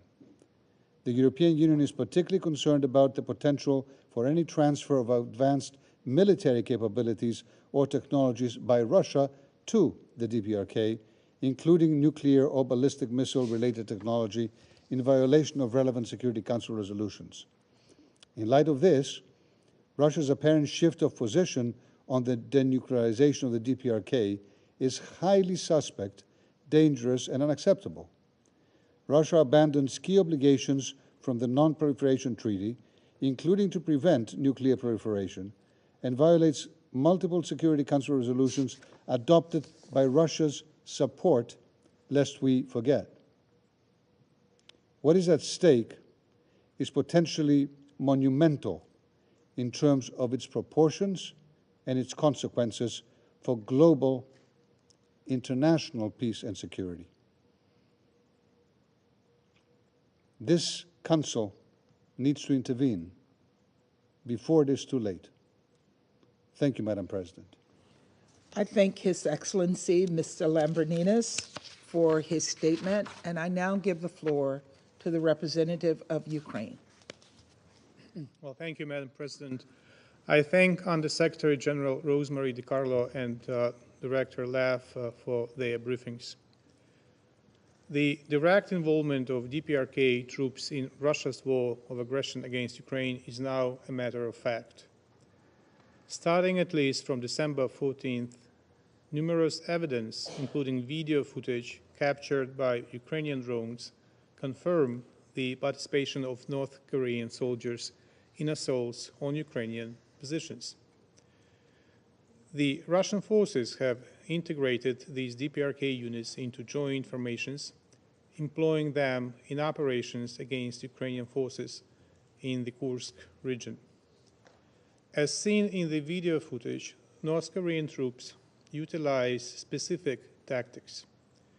They primarily advance in large numbers on foot across open terrain and in extended chains. This approach bears a striking resemblance of infantry tactics employed during World War II, but is highly unusual for the Russian-Ukrainian war. Another notable feature is their lack of awareness regarding such modern weaponry as UAVs. Available video evidence reveals that North Korean soldiers seem unprepared to react to enemy drones and lack even the basic understanding of measures to counter drone-related threats. They have already suffered noticeable losses. As of 14th of December, the estimated losses of units composed of Russian and North Korean personnel amount to about 200 servicemen. Against this backdrop, the DPRK continues to supply weapons and ammunition to Russia. In particular, since December 2023, the DPRK has transferred over 20,000 containers of munitions and military equipment, as well as over 100 ballistic missiles to Russia, used by Moscow against Ukraine. The most recent case was registered last Friday when Russia used a DPRK missile in its massive strike against Ukraine's critical energy infrastructure. The delegation of Ukraine informed the Security Council of the strike at the meeting on Monday. It should be stressed that through these arms transfers, Russia and the DPRK are flagrantly violating the UN arms embargo on the DPRK envisaged by multiple UN Security Council resolutions. Moreover, Russia's training of DPRK troops also violates the above resolutions. I wish to reiterate that neither Russia nor the DPRK would be able to produce missiles to the current amount if components manufactured by third countries were not available to Moscow and Pyongyang through various loopholes in sanctions regimes. Russia also uses the existing loopholes to provide its own military assistance to the DPRK, including sensitive technologies. No doubt, the components from third countries and military technologies from Russia, which likely include advanced ICBM technology, contribute significantly to the development of the DPRK nuclear and ballistic missile programs, including ICBMs. There are about 7,000 kilometers from the DPRK to Ukraine, and I do not need to remind the range of ICBMs and what countries are within this range. It clearly illustrates that the issue of Ukraine and the Korean Peninsula are clearly not different issues. The actions of Moscow and Pyongyang have made them interconnected. These steps by Moscow and Pyongyang undermine international efforts aimed at achieving the complete, verifiable, and irreversible denuclearization of the Korean Peninsula. In this regard, we commend recent decisions by our partners to strengthen sanctions against Russia and the DPRK and call for further decisive measures on the matter. Due to Russia's expansion of the war against Ukraine, security in Europe and in the Indo-Pacific are now directly linked. Putin wants to create more problems for the world in Asia, and this is why the Russians are training North Korea in modern warfare. The actual